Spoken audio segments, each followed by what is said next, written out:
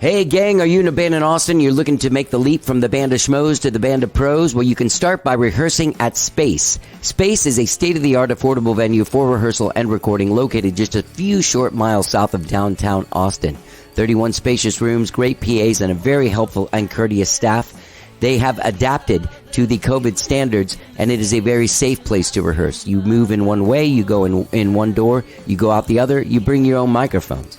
That's Space Rehearsal and Recording. Find them at 512-448-9518 or go to spaceatx.com and take the talent train from Schmoesville to Protown with Space Rehearsal and Recording. Let's get down. Hey gang, we all know Spotify has become the ultimate app destination for music lovers. I have an account and I love it. I find new music by following Tastemaker playlists, and I make my own playlist that I share featuring music from guests that have been on the show. But did you know that aside from millions of songs, Spotify now has all of your favorite podcasts, including How Did I Get Here? Yes, all of your podcasts are available on Spotify. Just go to Spotify.com or download the app from your app store, and don't forget to follow How Did I Get Here? That's Spotify. Millions of songs, thousands of podcasts. Let's get down. And you may ask yourself, well, how did I get here?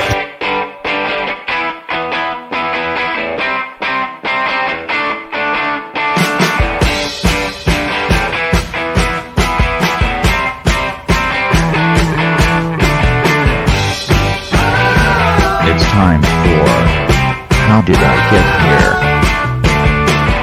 And now here is your host,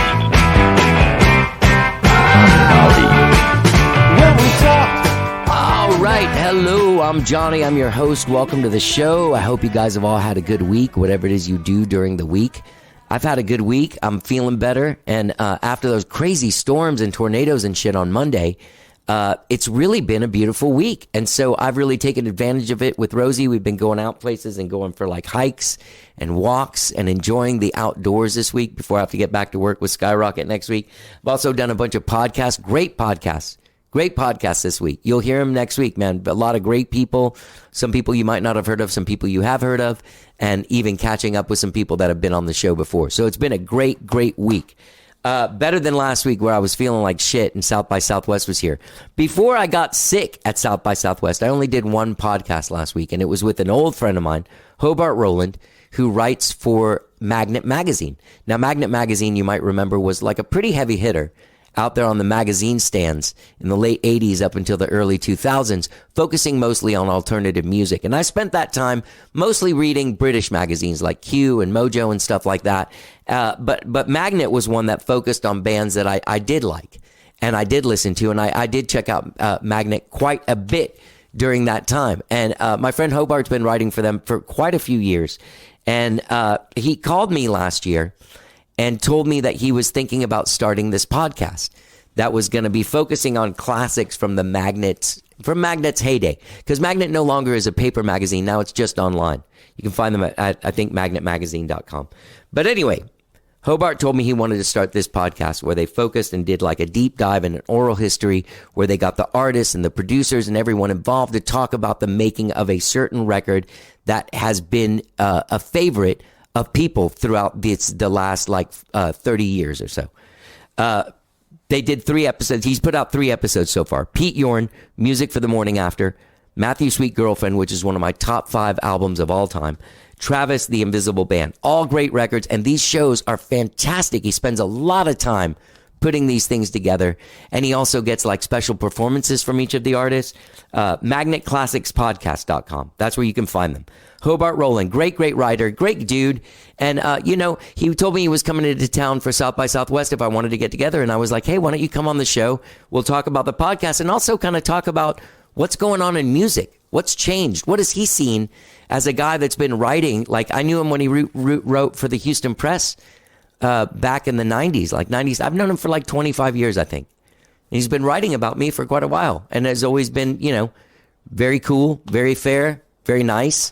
And we've always kind of gotten along, and I've always stayed in touch with him. But anyway, we talked about where music's going, what he's seen different, what music criticism is now, And also, we take a deep dive into the Magnet Classics podcast, which I really enjoy. Find Magnet Classics podcast wherever it is you stream and download your podcast, or find it at magnetclassicspodcast.com. So now, without further ado, let's talk to my dear old friend, the great journalist, Hobart Rowland. Let's get down.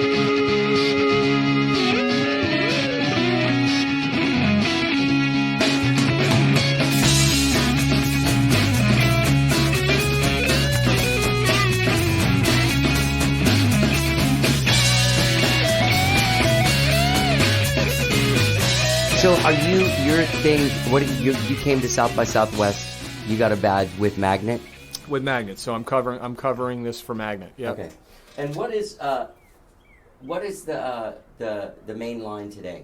Mainline Today is a regional publication along the lines of Austin Monthly that covers that Here, kind talk of a little closer. I'm sorry, I didn't even realize we were on the interview. No. That covers the western suburbs of Philadelphia. Okay. So I do that, and then I also edit The Hunt magazine, which is a lifestyle magazine that comes out quarterly in that same region for wealthy horse owners. Yeah. We call it the Horsey magazine. Nice. Yeah. Nice. Yeah. And then Magnet's just my passion. I've been doing it for over 20 years. I'm really friendly with the editor, Eric Miller. He's a great guy. Started this magazine from scratch. And Here, make sure you're talking. oh, sorry. Grew it to Fucking journalist, man. yeah. I'm not used to it. Us print journalists aren't used to this. Grew it to a pretty substantial national circulation, and then, like a lot of other print publications, suffered some losses with the whole, print just kind of going down the tube. So now they're a website only. Right. Yeah. And so this leads me to something, and it's kind of like I want to quickly touch on the podcast stuff, but I also kind of want to just kind of go through what you see as the change in music, because you've been on the side of a critic, of a reporter, of a journalist for more than 25 years? Well, more than 30. I'm dating myself right now, but yeah. Yeah. I've been in a unique position to see a lot of change in the music industry, and you and I touched on this when we spoke. There's the Napster thing and the music availability online. I feel like we've kind of come full circle. I feel like bands are right back to where they were in the 50s, where the only way you're going to make money is to tour. It's ticket sales, doing shows. You're not going to make a lot of money selling records, if any. So it's all about the merch, and it's all about touring. And that's why I think this pandemic has just hammered musicians. I mean... Yeah, that was the one way we could make money. Yeah, just clawing at themselves, just wanting to get out there and make money. And but what I have found, it's obviously the music industry is fragmented. It's totally fragmented. But the great thing is anybody can get their music out there. And, there are countless acts on the bill at South by Southwest this year that are, Spotify acts, bands that just, put their stuff online and got, a million hits, and now are all of a sudden artists to watch. So that's interesting. You can get your music out there. You're just not going to sell a lot of it. You got to find other ways to bring in revenue, and it's mostly with touring and merchandise. Yeah. Yeah. So with as far as writing for Magnet, do they assign you like, oh, go do this guy, or are you like always like looking through music, checking out what's new, and then like, hey, I'll talk to this guy and then submit that? The beauty of it with me is that I've had a relationship with Eric for over 20 years, and I'm sort of the Americana singer-songwriter guy for the website. So he pretty much trusts my instincts and pretty much green lights anything I want to do. So if and being in the industry as long as I have, I'm fed all of this great music. And I had a conversation with somebody last night, and she was asking me, are you seeing a lot of good music right now? And I'm like, actually, I'm seeing an amazing amount of good music. Right. The problem is it's not marketed the same way, so you have to go search it out. Right. And all music, it's all coming at you in the same way. Exactly. Like the latest Paul McCartney record, or some dude that lives in that apartment over there that just decided to make music on his computer because he was home for a year. Yeah. Yeah. Yeah. Yeah, you know, it really is, and if we're gonna touch on the old folks, I just got a press release for our Lindsey Buckingham show in Philadelphia, seeing if we wanted to preview and review it, and his latest solo album is one of the favorite things I've heard. It's great. It's incredible, but damned if I knew anything about it until I saw maybe a little nugget about it online, or there was no push to promote it like you would see in the past. Let's put it that way. And, in some ways that's fun because it's a little bit more of a personalized experience. You're discovering stuff on your own. You're not being force-fed stuff. Right. But it's a whole new world. Yeah. Yeah. But there's plenty of great music out there. And one of the other, and I'm going to veer off a little bit here, but one of the other interesting things was, that I talked about with this person last night was, the fact that these younger artists, at least, especially in my genre, Americana, grew up with their dad's and mom's record collections. Right. And, one of the questions I always ask is, how did you discover Guy Clark? Or how did you discover Steve Earle? Or, how did you discover my dad's record collection? Right. And then they emulate this stuff and oftentimes add a lot of their own personality to the mix. And you've got something pretty compelling in a lot of cases. Yeah. Yeah. Yeah, you really. I mean, there is the argument that just what's happening in the mainstream, which is where we used to sort of. I mean, I guess I used to feed off of the side of the mainstream, like on the alternative, on the edges of stuff. Yeah. A lot of the time, Yeah. but like what we're being fed in the mainstream right now is to me not human feeling in any way. Like the music that comes on pop radio when you put it on doesn't feel very human or sound human. Yeah. You know what I mean? Yeah. It's a weird sort of like human connection is not there right now. Right now. I think you're right. I think you got to kind of search it out. But, but the one area where there is a lot of human connection that's very encouraging is that kind of new country area where a lot of these younger country acts are, I'm going to see a band called 49 Winchester. They're from a Virginia mountain town, speck of a town. Yeah. And these guys, first of all, the guy can sing. And second of all, you look at them and they look like a bunch of kids you see hanging out on a street corner.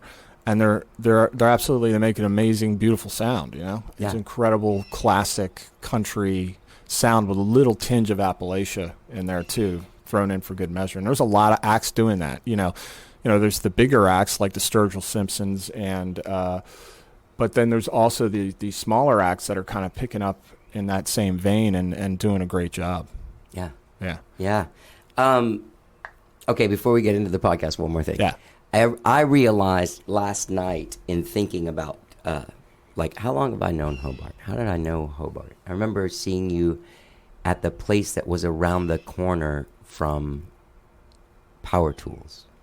Oh, my gosh. Did I meet you there in that weird room? I remember getting there and being as loud as possible. Didn't we meet officially for a Houston Satellite? Press story? I don't think we met somewhere. I think we might have talked on the phone. I know we talked on the phone because that's what I'm getting to is I remembered Hobart wrote that article that I got in trouble with my grandparents for about making out with Alex Vallejo and taking Valium and drinking beer with Jane Whelan. I don't. Gosh, I wish. Well, I of course you don't remembered remember that, but I remember Jane Whelan I do. part. I remember the Jane Whelan part, and I remember seeing you at a late '90s showcase at I'm going to say Satellite? maybe Steamboat. Oh, here. South by Okay. Southwest. Yeah. All right. Steamboat's not around anymore, though, right? No, it's the aquarium now. That's what it is. Okay. All right, let's talk about Magnet Classics. Yeah. So quite a while back, at some point, like maybe at this time last year, we talked on the phone one day, and you were telling me you were going to start this podcast, and I was freaking out, like, oh my God, you got to start this right now. Yeah. This is amazing. Yeah. And you did, and I love this podcast, but I'm going to tell you the two problems I have with it. Uh-huh. I wish there was 5 episodes a week. So do I. And I wish they were all 7 hours long. I know. But that's my own. These are fucking great, Hobart. Thanks, man. They're great. I appreciate that. And I know that there's people, because they definitely scratch an itch, you know? Yeah. Like, all those records I had. Yeah. Yeah. You know what I mean? Especially Matthew Sweet. Like, I lived with that one. Yeah. Yeah. Yeah. You know, it's been, again, a labor of love, and it's a pretty labor intensive. It is very labor intensive. Because I'm piecing together snippets of interviews that are, have to be strung together to tell a story, and which is essentially the making of an album. Yeah. That I guess you and I or Magnet would deem a classic album, and that's a pretty wide span. Yeah, it is, because you start the first record, or not, the first one was in the 2000s, but then you go back to 91 and then up to 2002. Yeah, I think our window is probably 90 to, 2005. I mean, we're giving ourselves some leeway there, 15-year window of what we consider a classic. Right. The one thing that I realize that I have to watch, though, is it's becoming a boys' club. All the albums that I've done so far are male-dominated bands. So, I'm looking into doing some stuff coming up that involves some female artists. Exile I think and that's Guyville. important. Tried to reach out. That one I'm still working on. The other one that I thought would be great would be the Breeders' Last Splash. Oh, yeah. Because that's, believe it or not, going to be 30 years old in 2023. That album is going to be 30 years. It makes you feel old, doesn't it? Yeah. Yeah. All of it makes me feel old. Yeah, yeah. I'm actually working on a story on the Blake Babies, Sunburn, which is Juliana Hatfield's old band. So there we go. There we get the female element there. But it's a lot of fun, and basically it just grew out of these stories that these Magnet Classic series that the magazine has been doing for 20 years, and it's typically an oral history where you do these interviews and then you just transcribe and string the quotes together. I've always loved oral histories because it's a challenge, and it's almost like putting pieces of a puzzle together. Yeah. Trying to tell a narrative without any kind of padding from the narrator himself. I mean, there's very little padding. I do a beginning, a few things at the end. Yeah, it's all the other people. Yeah, and there's a satisfaction in being able to string a story together from all these disparate elements, that are coming from different times and different interviews. For example, the Nigel Godrich segment of the Travis podcast was actually the lead singer, Fran Healy, interviewing Nigel Godrich. Oh, really? At his home, and Nigel just had twins, so he was not really available for an interview per se, but Fran was able to talk him into doing this interview. And if you listen very closely in a few of the segments, you can hear one of his babies screaming in the other room, like very lightly. I tried to get it out. I couldn't get it out. I said, you know what? That adds character to it. Yeah. How awesome. Man, that Fran, those guys, we hung out with them when I was in Gowdy. They're the sweetest guys in the world. Sweetest guys we met them through, remember that band Remy Zero? Yeah. Those guys were super good friends with them. And then Gowdy spent a week in L.A., and I had become friends with St. John and Jeffrey, the guitar player guy. Yeah. And so we hung out every night for a week, like all three bands. And those guys they were so fucking hilarious and so awesome. Yeah, they're good guys, and it'll be interesting to see how this one does, because that album is a little bit unique in that it did extremely well overseas, like multi-platinum, major. I mean, they were the band in the UK for a while, right? And it did okay in the States, but it didn't blow any sales records or anything like that. I'm sure I would have heard them, but I had never. It was really weird because we met them in January of 2000, and they had. I guess they were just coming over to do the Man Who press and stuff like that. Yeah, and because they were doing shit all day, all of us were all doing shit all day, and then we'd hang out all night. Yeah, and that week was so crazy party that the last night Remy Zero had a party at their place for everyone, and Einar passed out like face first, and I would have liked to seen that. It was scary. Yeah. I actually saw I knew nothing about them, and I went and saw them saw Oasis, and they opened for Oasis. Oh, yeah. And that was when they were touring behind The Man Who, which is also a great record. Such a great record. Yeah. My mind was blown. I'm like, how did I miss these guys? Yeah. And that's basically how they got an American audience, as Fran says in the podcast, was they basically toured the shit out of America, as much as they could. And, and got huge, obviously, in their home country and in other European countries, but we're more of just like a touring act here. Yeah. They told us this story. I remember because I remember going like, we had never heard of these guys, but they're really, really famous, like somewhere. You know what I mean? Because I remember when we went to leave, like going to the airport, they used to have magazines, all like Q. And like all of the British ones, they were like on the cover. Yeah. But they were saying that one night they were watching some talk show and Paul McCartney was going to be on it. And they were real stoked to see it. And the guy asked Paul McCartney what he had been listening to. And he had a guitar in his hand. And he started playing Why Does It Always Rain on Me? And they were like watching TV. Oh, my God. They were like, oh, my God. Yeah. That's amazing. And the great thing about them is they're music fans. So, the part in the podcast with Jason Faulkner, who is this, I one think, of my favorites. A genius, but is not an everyday name. I mean, people, he was with Jellyfish for, their one semi-hit album, and then moved on and just did all this amazing stuff. And, the fact that, they were singing his song in the background when Nigel Godrich called him to get him to come down. Yeah. It's just very cool. Yeah, cool. I was reminded of a thing in The Office because I remember how weird it was watching The Office and seeing them listening to that. So I was like, what an odd sort of song. Like some producer of this show, like this is their favorite. It's a Travis fan. Yeah. Because that was just an odd choice in the show. Like it was a few years old. It was a band people didn't really know, and it wasn't a song that was huge. Yeah.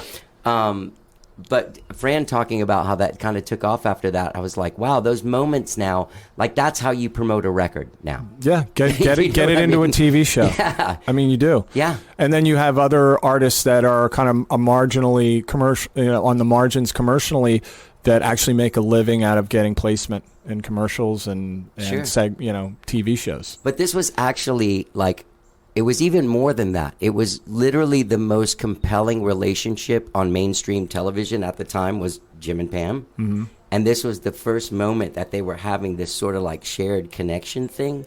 Yeah. It's also like kismet where you're like, oh yeah. Because I remember going like, I love that song. You know what I mean? Yeah. Imagine people were just like, it became people's songs that had never even heard of Travis. Yeah, I was watching American Idol the other night, and there was a scene with one of the contestants at home finding out that they had gotten they'd gotten a spot on the show, and Tyler Ramsey, who is the former guitarist for Band of Horses, who put out this really fantastic solo album that really didn't go anywhere. I did a piece on it, and there's the song going in the background that somebody must have been, some producer at the show must have been, this is an amazing song, let's drop it into the background of American Idol. I'm thinking, I'm sure he knows, and I'm sure he's getting compensation for that, but it's funny that this stuff randomly just shows up, Yeah. So how, I was wondering this today, how long did you talk to Fran? Like how much, I'm trying to figure out just as another podcast guy, like how much is he editing? It was a Zoom call with Fran in LA and Dougie Payne in the UK. So I had both of them on for probably about an hour. Okay. So there's definitely stuff that I didn't use. Yeah. The great thing about them is they're obviously just so close friends that they interact with each other so well that there wasn't a lot of editing that had to be done when they were kind of teeing off on each other and talking about stuff.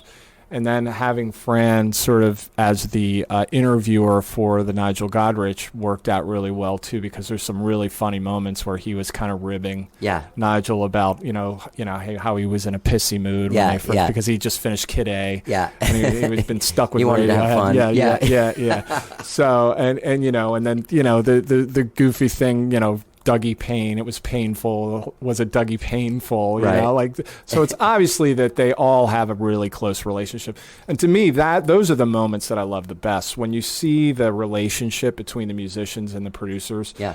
And I often find that the interviews with the producers are much more illuminating than the musicians, because the producers were so invested in the album. For example, that Matthew Sweet's Yeah, with Girlfriend Fred. album, I got way more insights from Fred. Yeah, Fred Marr. Fred Marr and Jim Rondinelli. Yeah. Than I did from Matthew, because Matthew honestly doesn't remember. I mean, he remembers it, but he wasn't the one behind the boards. They're the ones kind of corralling the madness, you know what I mean, and making sure it all comes out. And Jim Rondinelli is actually a very successful product developer, and he's actually here. It's at South by Southwest, really? so we're going to try to meet for coffee. Yeah, he lives in Seattle now. He's got some sort of a software that isolates instruments that is actually really taking off. So he's here promoting that. Awesome. Yeah, yeah, We worked with Fred Marr. Gowdy did. yeah, Because we threw away our record that we made with him, unfortunately. yeah. But Did you like working with him? fuck, Yeah, he's one of my favorite people Yeah. I ever met. And we got him because of that record. yeah. I mean, it wasn't because of I Want to Know What You're Thinking by Information Society. Or the Lloyd Cole solo album, or No, I love those records. I do too. But Yeah. it's funny because and they talk about that in the Get Weird on My Days and podcast. stuff. Yeah. Yeah, yeah. The drastic change in the sound. Oh, he's even on there. Yeah. Yeah. I mean, if you listen to, for example, you listen to that Lloyd Cole album, that first album, then you listen to Girlfriend, you would never know that's the same producer. Right. I mean, it was just the 80s sound versus this new sound. And I think Right. Jim had a lot to do with that too. That sort of, it's a live to tape feel, Right. but it's deceptive because it's really not. Right. But they made it sound like no, everything compressed, no reverb. Right. That kind of dry sound. Yeah. Was very new and revolutionary, and then it fell in right with the Nirvana Nevermind thing. Right. And In a weird way, it did. Yeah. So then you have this. It's always this new sound that was just finding its way during that particular period of time, those couple of years. You know? Yeah. We were all in New York one time with Fred, and he took us to that studio. It was above Studio 54. Yeah. It's not a very glamorous place. It is. When you walk in, you're like, oh, that's what that record sounds like. It's in this little tiny place with it's tiny. no room. Yeah. Yeah. I've never been there, but I've heard about 4 or 5 different descriptions, and they're all the same. Yeah. Tiny. Yeah. I remember, like, we all walked in. We were like, where was everyone? They were like, Yeah. well, Yeah. it was Yeah. weird. Yeah. Yeah. He's both of those drummers on that record, both guitar players. That record to me is really like Fred's a great drummer too. such an great fucking intuitive, drummer. great drummer. The guy, and most of that stuff was like one take. He said, Yeah. yeah, it's crazy. And obviously Rick Megg's a great drummer too. Oh, God. But I mean, that album is just the cast of characters on that album. From Richard Lloyd and. I mean, you go Robert back to that Klein record, is on there, yeah. It's unbelievable, and that one was a lot of fun. And actually, that has been my most pop. I've only 3 podcasts, but it'll be interesting to see if the Travis surpasses that one.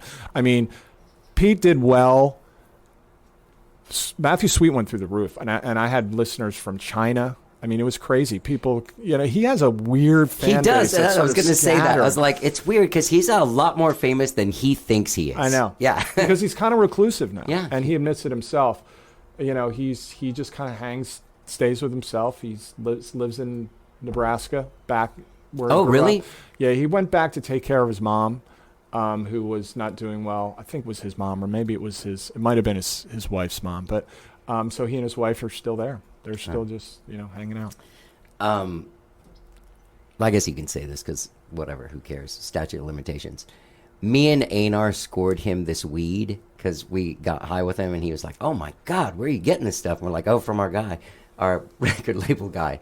And he's like, "Can you get me some?" We're like, "Sure." So he came out to get it when we were recording in Venice Beach, and he showed up in the Altered Beast car. You know what I'm talking about? Yes. Yeah. Yes. Oh my gosh, that Yeah. must have been interesting. Einar and I were freaking out on him, like, Yeah. "Oh my God, this is really your car?" Like, "Yeah, this is my car, man." Oh my gosh. Yeah. Yeah, he's a piece of work. I mean, he's still making some pretty good music too. We saw him a few years ago. Einar and I both went to go see him, and he had broken his leg and he had the flu.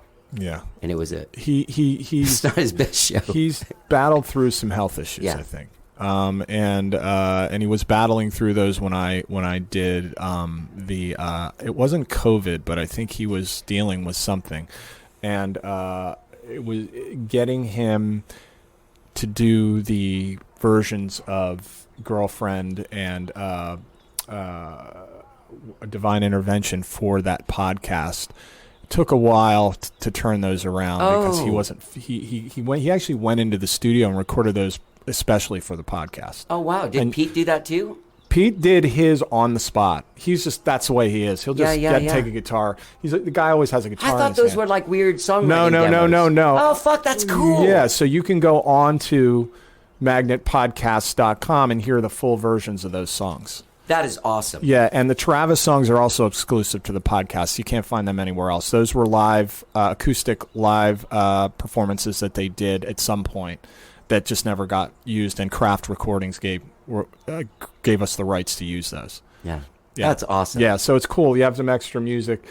And, my next one, I've also got some great... next one's going to be Nada Surf's Let Go. Oh, yeah. Yeah. Wait, that's not the one Fred produced. Was not. That was actually not produced by anybody. It was significant. It was mostly produced by the band with some help from an engineer. Okay. I'm not sure who that is, and I feel bad that I'm not giving this person credit. But, they were at that point where they'd lost their contract with, I think, was it Elektra? Yeah.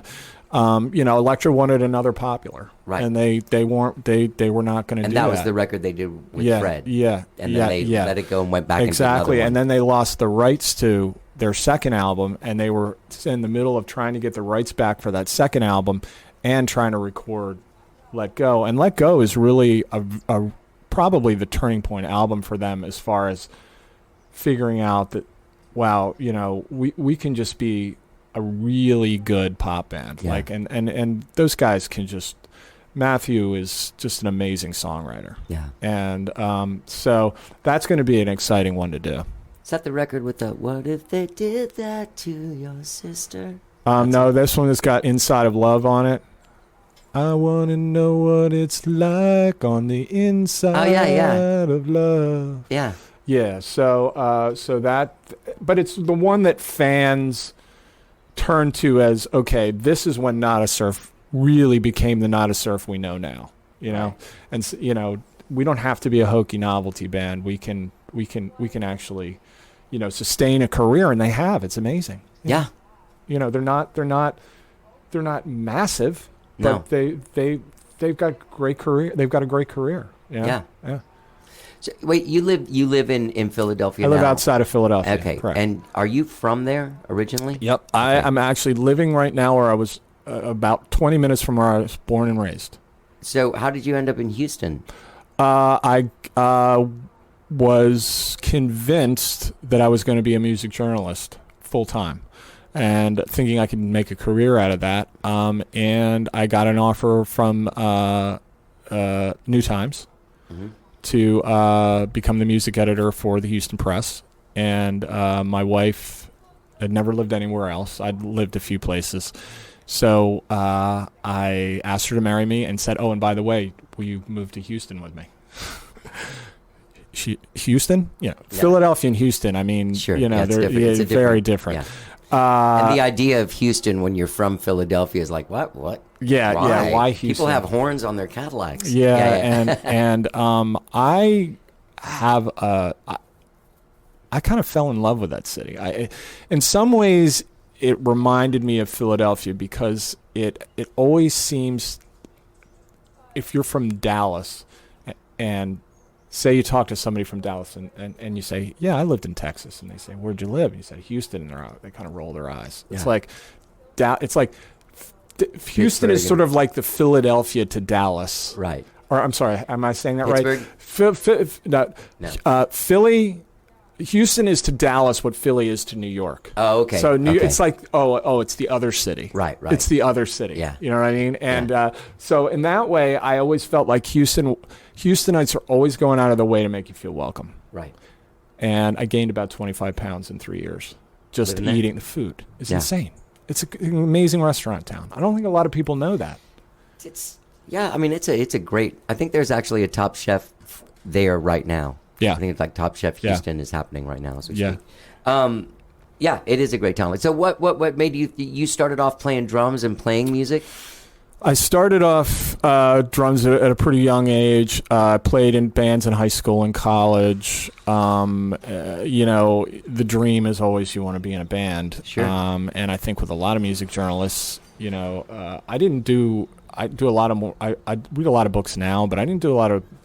Wasn't very well read from a book standpoint until I got into my 20s. But I devoured music journalism. Pretty much growing up, Trouser Press, Cream, Rolling Stone, Spin.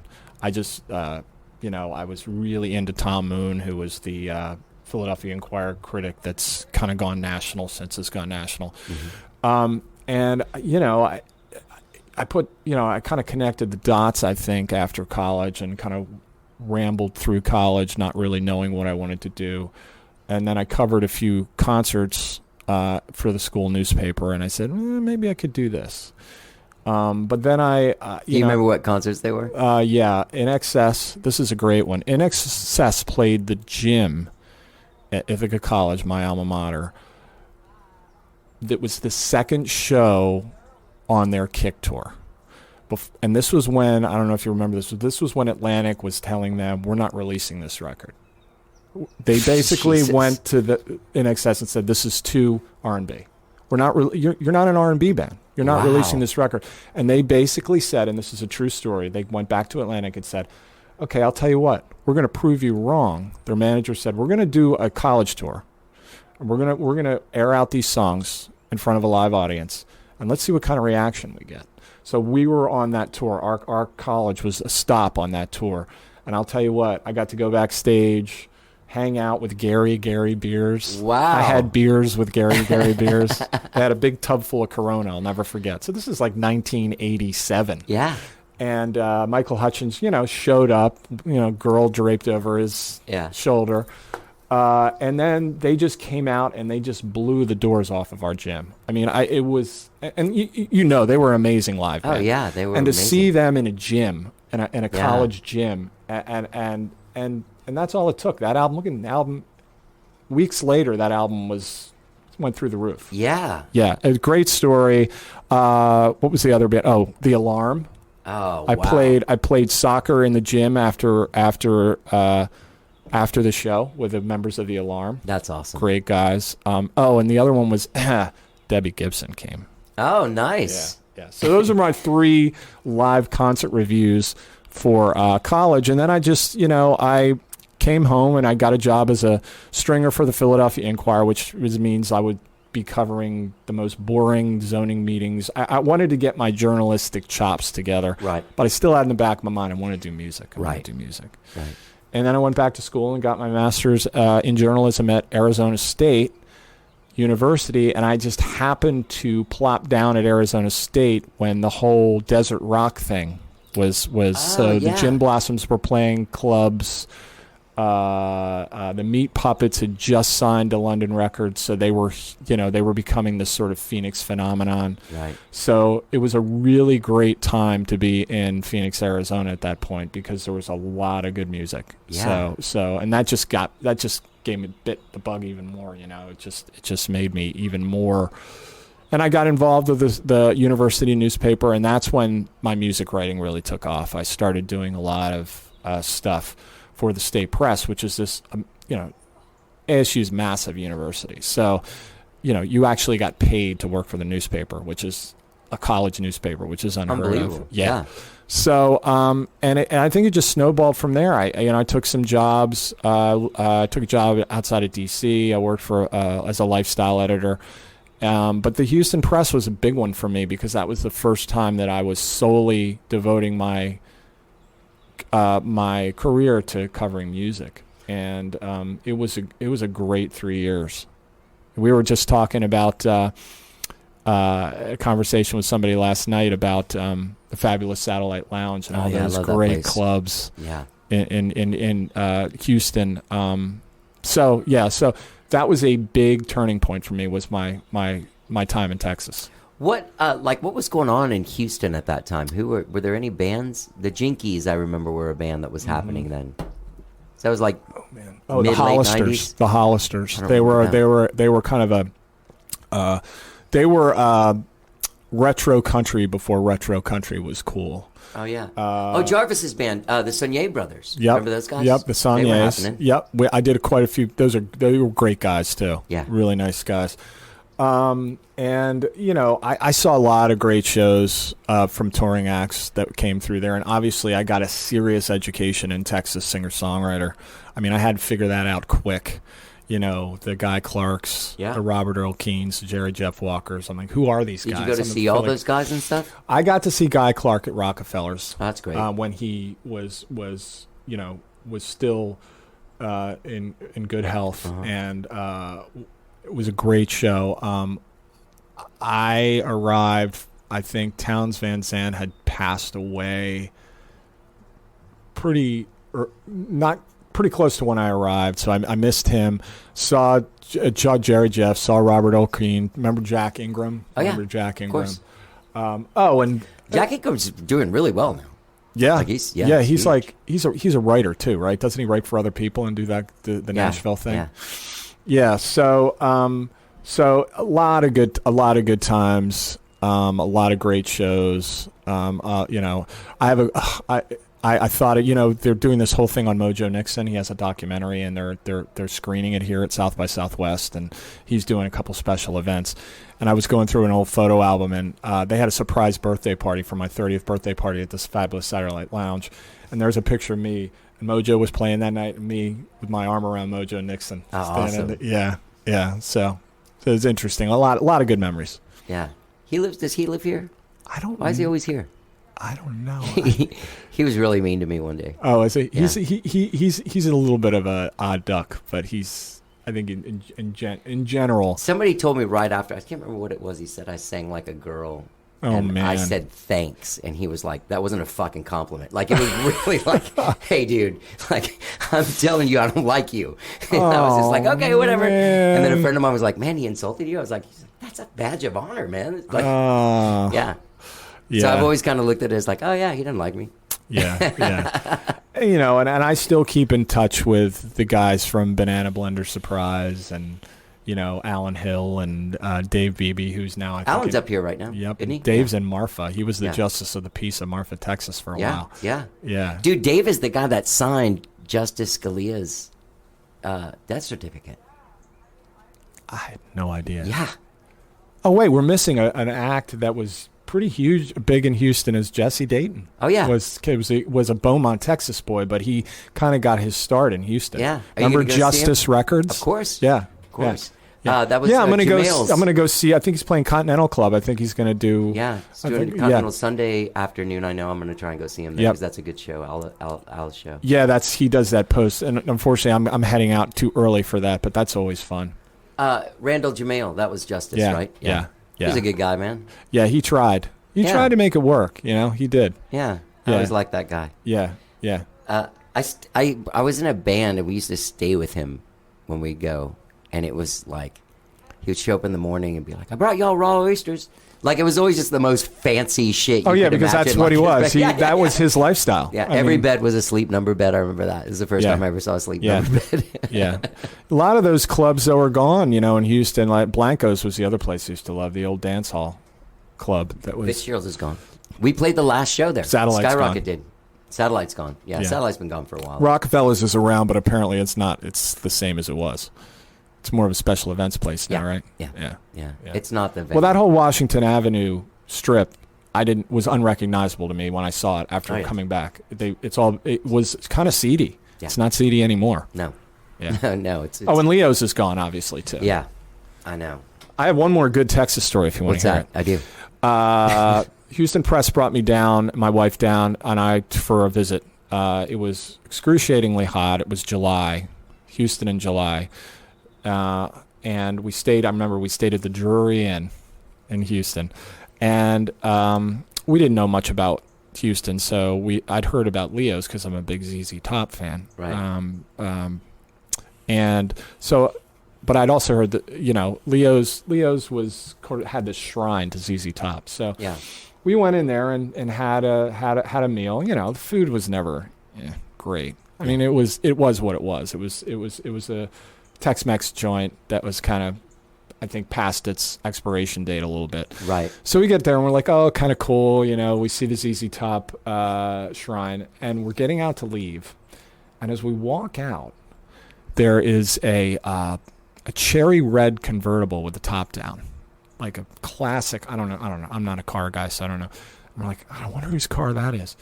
And literally, as we get in the car, put the key ignition, Billy Gibbons walks out, and he has a cat with him. He gets in the car, looks over, smiles at us, gets in the car with the cat, and drives off. And I'm like, okay, this is a sign. We're moving to Houston. This is a sign. That's another one of the nicest guys in show business. Oh yeah, just a great guy. He's and it obviously it stinks that we lost Dusty and all that. And I met Frank. Frank's a good guy too. Yeah. Yeah. I just remember, Billy is a guy that I knew from Satellite Lounge. Yeah. Because we used to do a lot of shows with, what was the Malford Milligan Band with Storyville. With Grissom with Grissom. That was the other one I was going to mention, Storyville, and he was on The Voice. He didn't make it. But did you know that? He was a contestant on The Voice. And then he moved to Amsterdam. I think he lost by 1 vote. Oh really? Everybody. He could still sing. Oh God, yeah, he's great. Yeah. I love that guy. Yeah. So the next one's going to be Not a Surf on the Not a Surf's Let Go, and then it looks like tentatively we've got the Blake Baby Sunburn as the next one. That'll be great. Yeah, so it'd be get some female blood in there. Yeah. Man, it's a couple of things. One of them, thank you always for being so supportive. I've always appreciated it. Absolutely. Second of all, you've always been a really nice guy and fun to talk to. Yeah. And third, thank you for making this podcast, because really, when I wrote you back after you sent me the link, I just saw that this morning where I was like, this is awesome. And you're like, really? Yeah. Yes, it is awesome. I wish it was more the production of it was more glamorous. It's basically me with a pair of headphones and my laptop and the GarageBand just slaving away in my sunroom at my house, putting it together. It's got 100 times the production value of this show. There's going to be birds in the background. It's okay. But yeah, no, I really appreciate it. I love the records that you're doing, and you do a really good job of putting it together. And I was going to say, I love those where what were you saying, where everybody tells a story? What is it called? An oral history. An oral history. Yeah. Like that MTV book. Did you read that? Isn't that incredible? Oh my God. Yeah. You know what else? The other one I would recommend is Bowie's oral biography. I'll do that. I think it's Dylan. It's a well-known journalist that did it. Man, if you want to know some stuff about Bowie, and I know you're a Bowie fan, you will just devour that book. Dude, I will. Yeah. I'll do it. Magnet Classics. People can go to the Magnet website and see all of the special stuff on there. Yep, and then there's there's my website, which is magnetclassicspodcast.com. Oh, okay. So there's two, and obviously you can get it on all the major platforms. Yeah. Apple, Spotify, Amazon. Yeah. Yep. Well, congratulations, dude. Yep. You've done a great job. I hope Thanks, you like man. doing it, and you can don't cut me off, dude. Don't cut me off. You got to keep on making them at least for a while. I'm not. Yeah. Look, as long as I have time to do it, I am going to keep doing it. Yeah. Well, thanks, man. It's great talking to you, Hobart. Thanks for having me.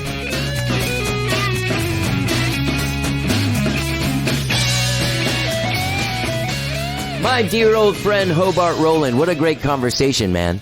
Check out his Magnet Classics podcast wherever it is you stream or download podcasts. Check out their extra content at magnetclassicspodcast.com.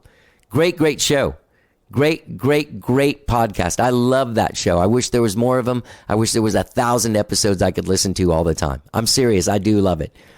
Great having Hobart on. Go to magnetclassicspodcast.com for all of your Magnet Classics podcasts. Okay? Don't forget, gang, when you're out there checking out Magnet Classics podcasts, you can also subscribe to this podcast, follow us, Give us a rating wherever it is that you do it. If you do it on Apple Podcasts, TuneIn, Overcast, Spotify, leave us a rating. Follow us. Let us know how we're doing. Leave a comment. Share it. Share it. Use the hashtag HDIGH, and I'll give you a shout out on the show. All right? Go check out Magnet Classics Podcast. Have a great day, whatever it is you're doing. Let's get down. And then I saw you coming my way. Don't you need to get back in the arms of a good friend? Oh, 'cause honey, believe me, she'll love to call you my girlfriend.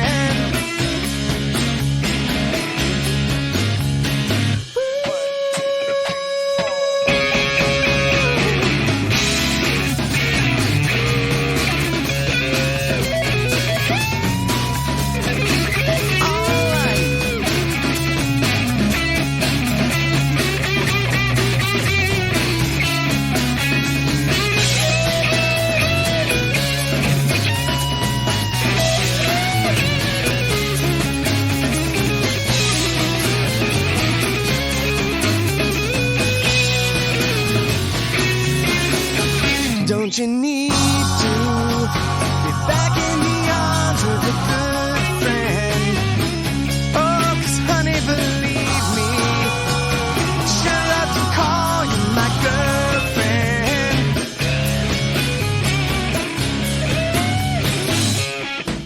'Cause you got a good thing going, baby.